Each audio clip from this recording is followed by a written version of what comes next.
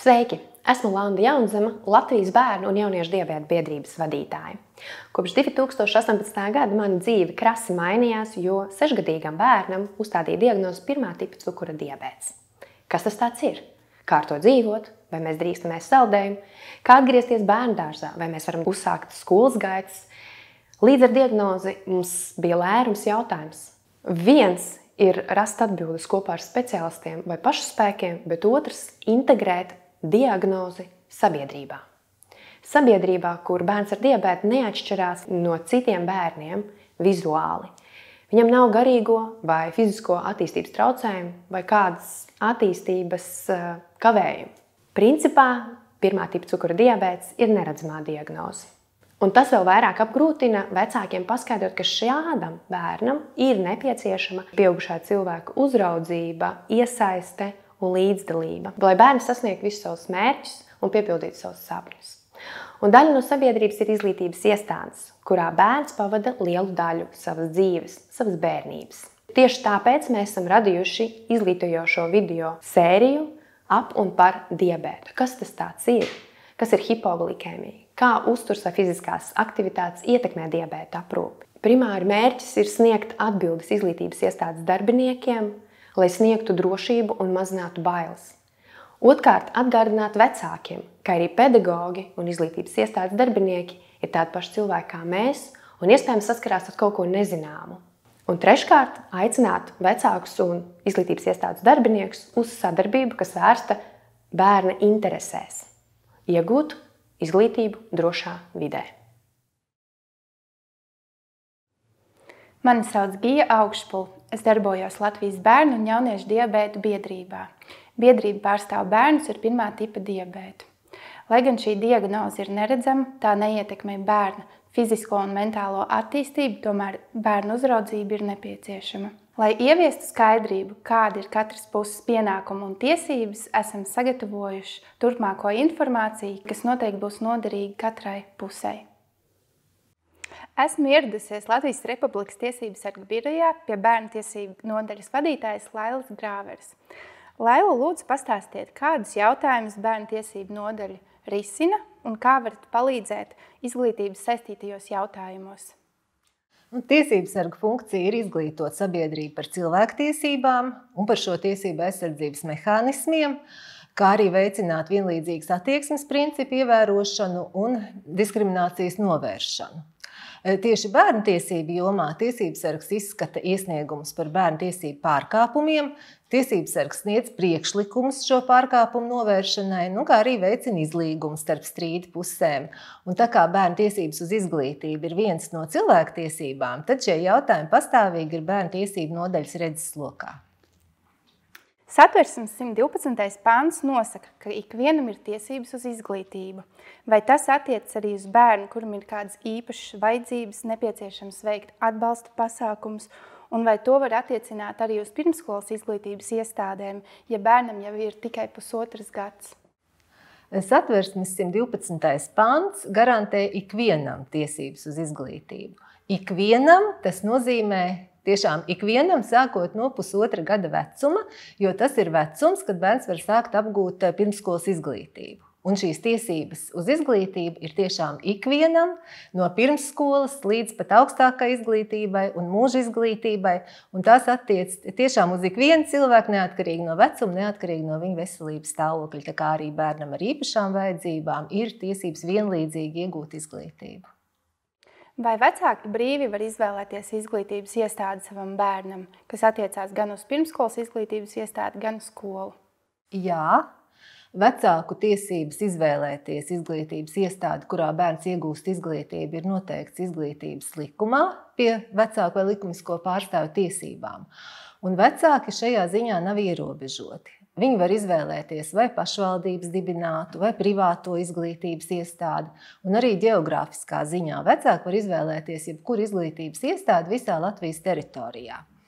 Bet tikai jāņem vērā, ja kādam ir tiesības, tad pretīm ir jābūt attiecīgi pienākumam šīs tiesības nodrošināt. Un pašvaldībai ir pienākums gādāt par iedzīvotāju izglītību, bet pirmām kārtām par savas administratīvās teritorijas iedzīvotāju izglītību.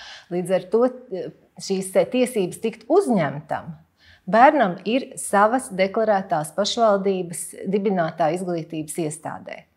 Citā pašvaldībā, ja vecāki ir izvēlējušies izglītības iestādi, bērnu uzņems tikai tad, ja būs brīvas vietas, jo primāri katra pašvaldība gādā par saviem iedzīvotājiem. Un tas pats arī attiecās, ja bērnam ir pirmā tipa diabēts? Protams, tas attiec uz ikvienu.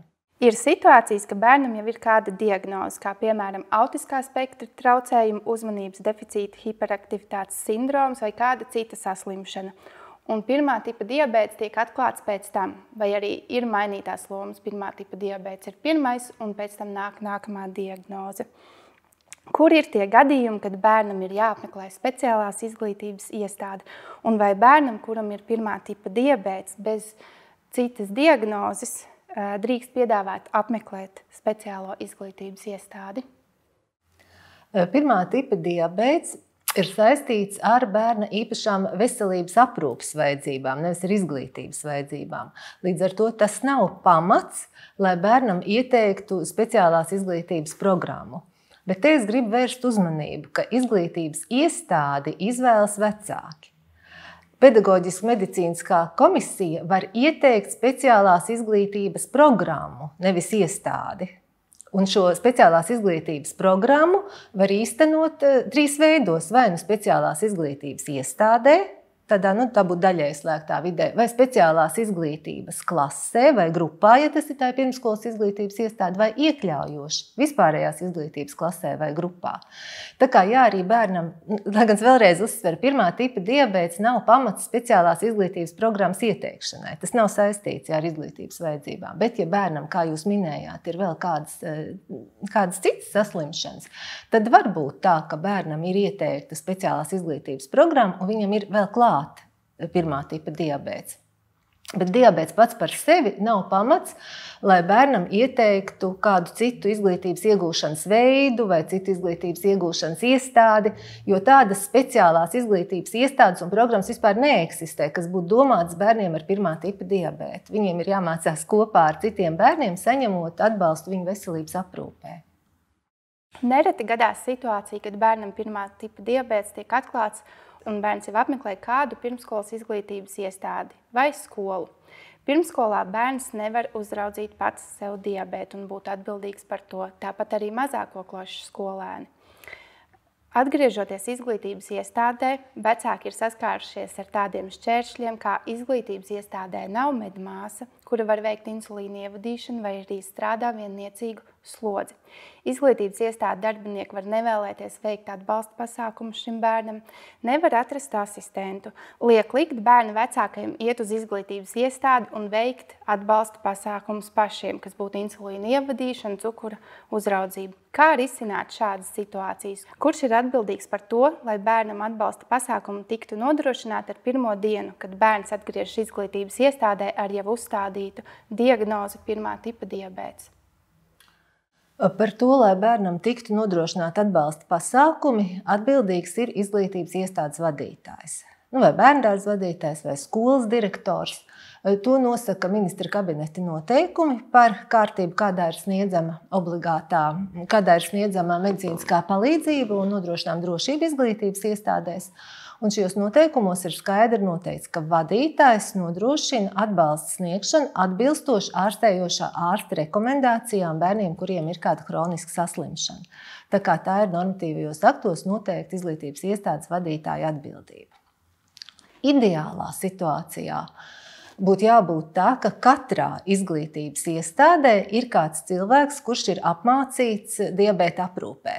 Ar domu, ja mums tāds bērns atnāk vai kādam šo saslimšanu diagnosticē, lai palīdzību var sniegt uzreiz no pirmā brīža.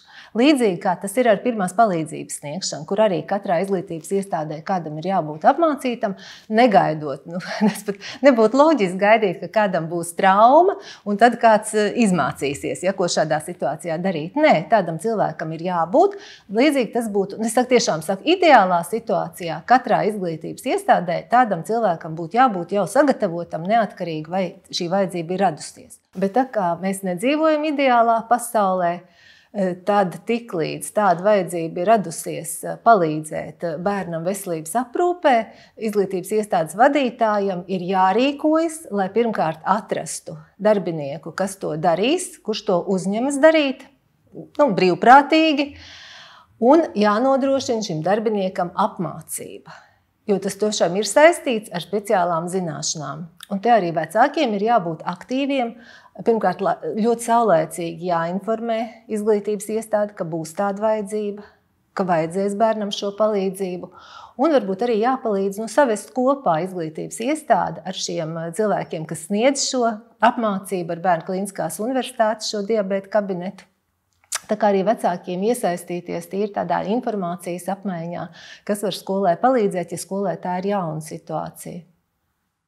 Vai vispār drīkst rasties situācija, ka bērns, kuram ir pirmā tipa diabēts, neapmeklē izglītības iestādi kādā periodā, jo nav darbinieka, kurš var veikt atbalsta pasākumus? Kam ir jārisina šādas situācijas un ko vecākiem darīt, ja tā notiek? Tāda situācija nedrīkst rasties, ka nav kas sniedz palīdzību un tādēļ bērns neapmeklē izglītības iestādi. Vadītājiem tā situācija ir jārisina, jo tas pat varētu teikt, būs neattaisnots skolas kavējums, jo tur nav pamata bērnam neiet uz skolu. Ja tomēr ir situācija, ka bērnam izglītības iestādē nenodrošina atbalsta pasākumus veikšanā ar pirmā tipa diabētu, bērns neapmeklē izglītības iestādi vai pat neiegūst obligāto izglītību, kur vērsties pēc palīdzības bērnu vecākiem, ar ko sākt, un kas vēl papildus būtu jāinformē, un kāpēc ir svarīga šī informēšanas sadaļa par tiesību pārkāpumiem? Vecākiem ir jābūt aktīviem savu bērnu tiesību aizsardzībā, un šī atbalsta nenodrošināšana juridiski ir iestādes bezdarbība. Tā ir faktiskā rīcība, kas izpaužas kā bezdarbība. Un vecākiem tad ir jāizmanto valstī izveidotais tiesība aizsardzības mehānisms, un tas būtu izglītības iestādes vadītāja rīcību apstrīdēt. Apstrīdēšanas kārtība ir noteikta katras izglītības iestādes nolikumā. Parasti tā ir izglītības pārvalde vai pašvaldība, kurā ir jāapstrīd. Tā kā jāvēršas pie dibinātāja vispirms. Tad dibinātājiem būtu jāiesaistās un šī situācija jāatrisina, bet ja arī tā nenotiek, ja dibinātājs nenovērš šo bezdarbību, tad jau vecāki var vērsties tiesā, tā būs administratīvā rajona tiesa. Bet, lai vērstos tiesā, ir jāievēro šī pirmstiesas kārtība, ka vispirms izglītības iestādes bezdarbība ir jāapstrīd dibinātājam, un jau dibinātāja atbild, tad ir jāpārsūdz administratīvajā rajona tiesā.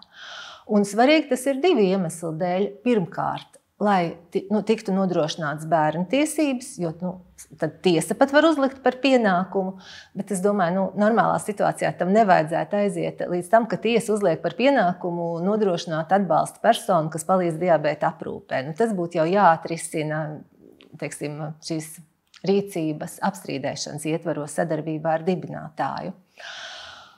Un otrkārt, tas ir svarīgi tāpēc, ka tāda iecietība pret pārkāpumiem tos faktiski normalizē. Tad ir preventīvi, lai novērstu tādu situāciju rašanos nākotnē, arī lai cits izglītības iestādes no tā mācītos un veidotos šī tiesu prakse, jo tiesība aizsardzības mehānismam ir jābūt efektīvam. Tikai tā mēs varam uzskatīt, ka šis mehānisms darbojas, ka cilvēks šo tiesību pārkāpumu var novērst, izmantojot valstī radīto mehānismu. Praktiski izglītības iestādes pedagogam pirmskolas izglītības grupā vai skolā var būt daudz audzēkņu. Skolotājs vienkārši fiziski var nevarēt vadīt mācību stundu un veikt atbalsta pasākumus.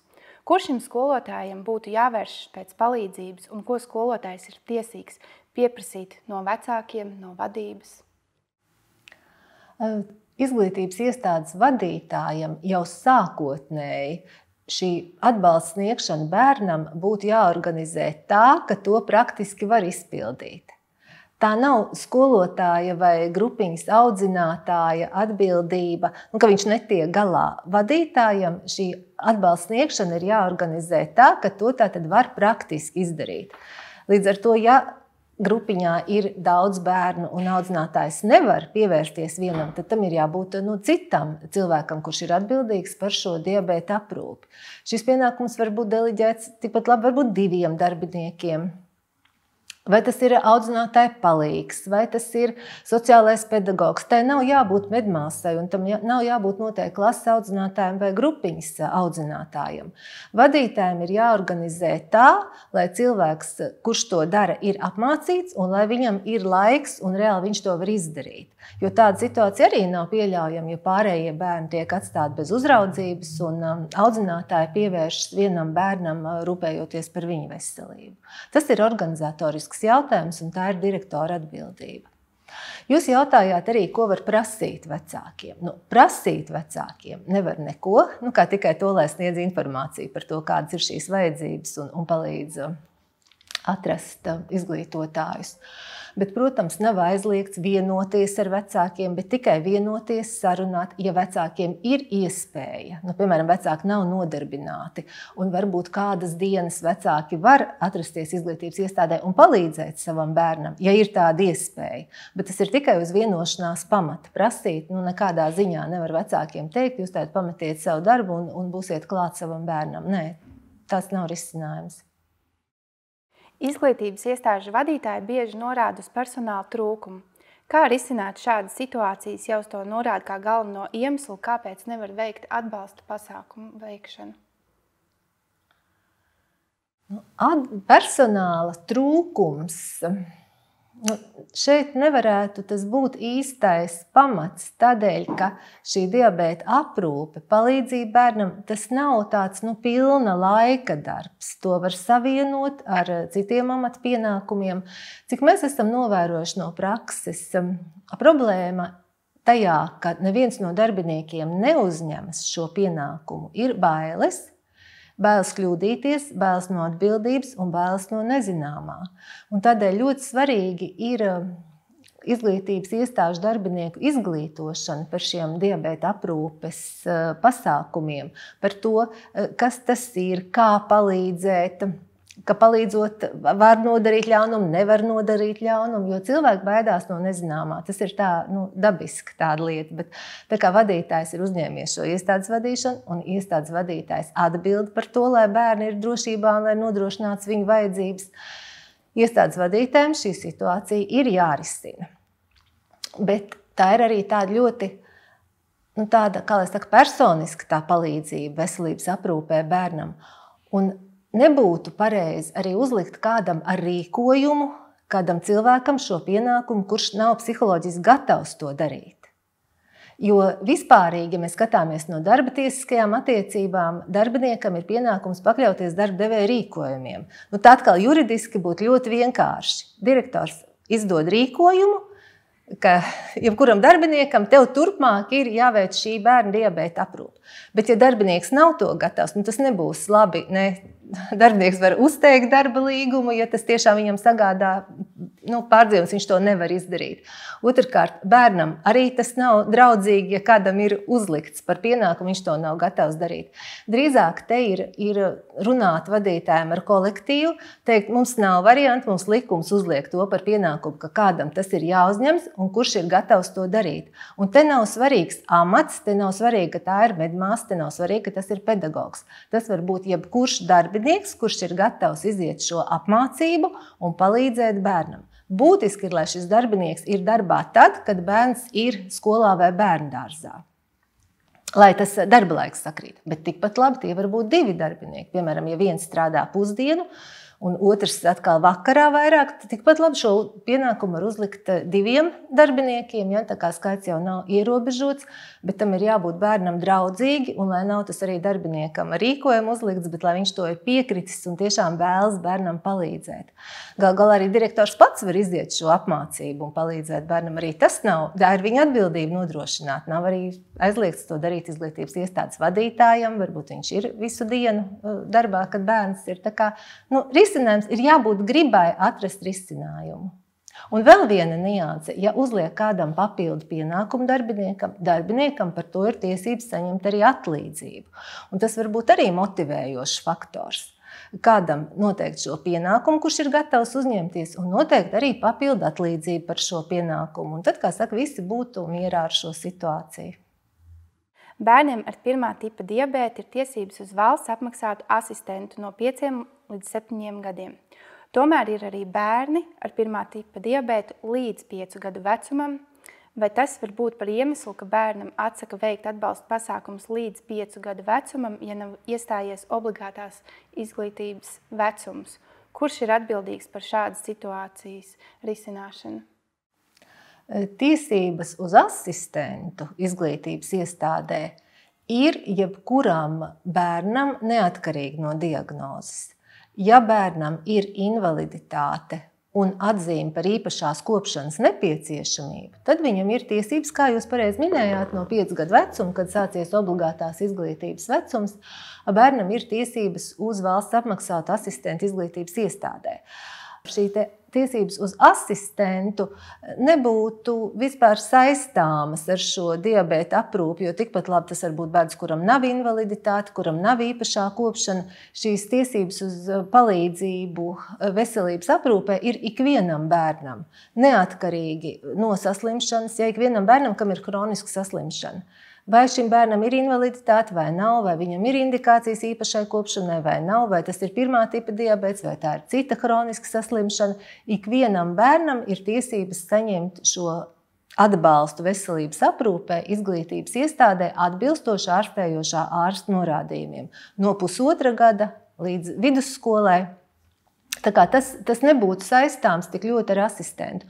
Un dažreiz vecāki to nezina, un viņi apstrīd šo DEAK lēmumu un cīnās par šī īpašo indikāciju noteikšanu, īpašas kopšanas indikāciju, lai būtu tiesības uz asistentu. Bet asistents nav tas galvenais un tas būtiskākais risinājums. Tas var būt risinājums, ka to dara asistents, bet te nav jābūt pat asistentam kā cilvēkam, kas ir pieņemts uz šo asistentu darbu. To var darīt tik viens izglītības iestādes darbinieks sniegt šo palīdzību. Tā kā te nebūtu sasaistām tiesības uz asistentu ar šo palīdzību izglītības iestādē. Izglītības iestāžu vadītāji ir atbildīgi par savu vadīto izglītības iestādi. Lai ievērotu bērnu tiesības uz izglītības iestādes apmeklējumu, nereti var rasties situācijas, ka izglītības iestādes vadītājiem nav juridisko zināšanu. Kurš ir atbildīgs, lai iestādes vadītājs iegūtu šīs zināšanas, jo tomēr iestādes vadītājs ir atbildīgs par atbalsta pasākumu nodrošināšanu?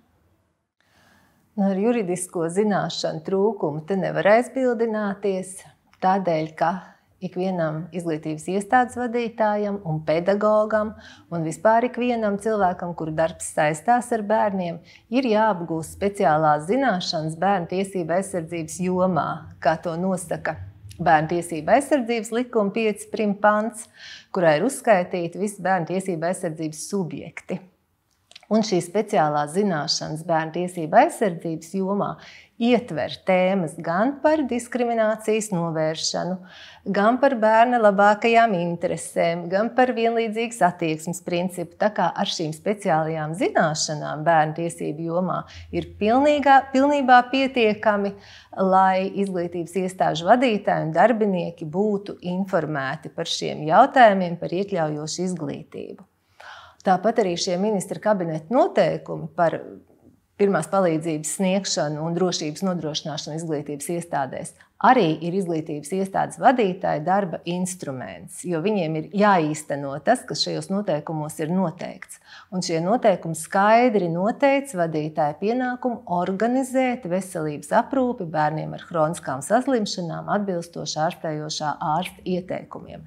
Līdz ar to nekādas papildu specifiskas juridiskās zināšanas te nemaz nav vajadzīgas. Ja? Tā kā tās zināšanas, kuras ir pienākums bērnu tiesību subjektiem apgūt, tās ir pilnībā pietiekams. Vajadzīgi ir tikai labā griba šos normatīvos aktus ieviest dzīvē un praksē. Un nobeigumā, kāds ir jūsu kopsavilkums un ieteikums, lai neviens bērns, kuram ir jāsaņem atbalsta pasākums, neciest no diskriminācijas savas veselības stāvokļa dēļ? Ieteikums ir saredzēt bērnu ar viņu vajadzībām un atcerēties, ka visi bērni ir vienlīdzīgi, visiem bērniem ir vienādas tiesības, un tie, kuriem tās ir grūtāk īstenot, viņiem ir jāsaņem atbalsts, lai viņi varētu līdz ar citiem iekļauties kolektīvā, iekļauties klasē, grupā. Ir jāsaskata bērns un jāliek viņa labākās intereses pirmajā vietā.